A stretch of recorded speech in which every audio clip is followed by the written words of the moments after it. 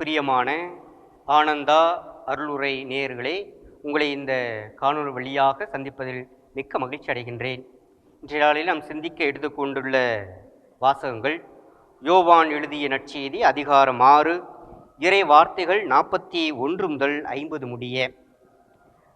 விண்ணகத்திலிருந்து இறங்கி வந்த உணவு நானே என்று இயேசு கூறியதால் யூதர்கள் அவருக்கு எதிராக முணுமுணுத்தார்கள். இவர் யோசேப்பின் மகனாகிய இயேசு அல்லவா? இவருடைய தாயும் தந்தையும் நமக்கு தெரிந்தவர்களா? அப்படி இருக்க நாம் விண்ணகத்திலிருந்து இறங்கி வந்தேன் என இவர் எப்படி சொல்லலாம் என்று பேசிக்கொண்டார்கள். இயேசு அவர்களை பார்த்து கூறியது, உங்களிடையே முணுமுணுக்க வேண்டாம். என்னை அனுப்பிய தந்தை ஈர்த்தால் ஒழிய எவரும் என்னிடம் வர இயலாது. என்னிடம் வருபவரை நானும் இறுதி நாளில் உயிர்த்தெழச் செய்வேன். கடவுள்தாமே அனைவருக்கும் கற்றுத்தருவார் என இறைவாக்கு நூல்களில் எழுதியுள்ளது. தந்தைக்கு செவிசாய்த்து அவரிடமிருந்து கற்றுக்கொண்ட அனைவரும் என்னிடம் வருவர். கடவுள்தாமே கற்றுத்தருவார் என்பதிலிருந்து தந்தையை எவராவது கண்டுள்ளார் என்று பொருள் கொள்ளக்கூடாது. கடவுளிடமிருந்து வந்துள்ளவர் மட்டுமே கடவுளை கண்டுள்ளார். உறுதியாக உங்களுக்கு சொல்கிறேன், என்னை நம்புவோர் நிலை வாழ்வை கொண்டுள்ளனர். வாழ்வு தரும் உணவு நானே. உங்கள் முன்னோர் பாலை நிலத்தில் மன்னாவை உண்டபோதிலும் இறந்தனர். உண்பவரை இரவாமல் இருக்கச் செய்யும் உணவு விண்ணகத்திலிருந்து இறங்கி வந்த இந்த உணவு.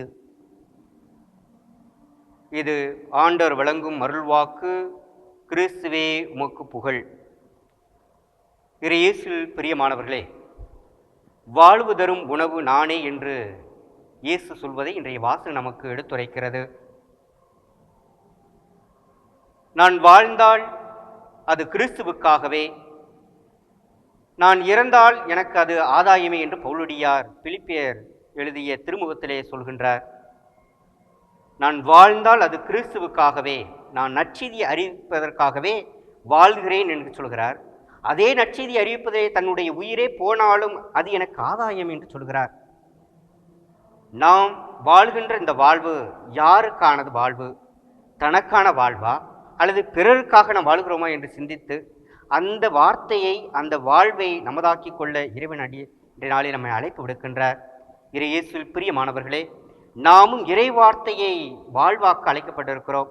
இறைவனுடைய வார்த்தையை கேட்டு அதன்படி வாழுகின்ற போதுதான் நாமும் கிறிஸ்துவனுடைய உண்மையான சீடர்கள் என்பதை இறை வார்த்தை நமக்கு எடுத்துரைக்கிறது. எவ்வளோ பெரிய உணவுகள் இருக்கலாம், அந்த உணவுகள் வழியாக நாம் பலவிதமான சுவைகளை அனுபவிக்கலாம். ஆனால் அந்த உணவு எல்லாம் அழிந்து போகக்கூடிய உணவாக இருக்கிறது.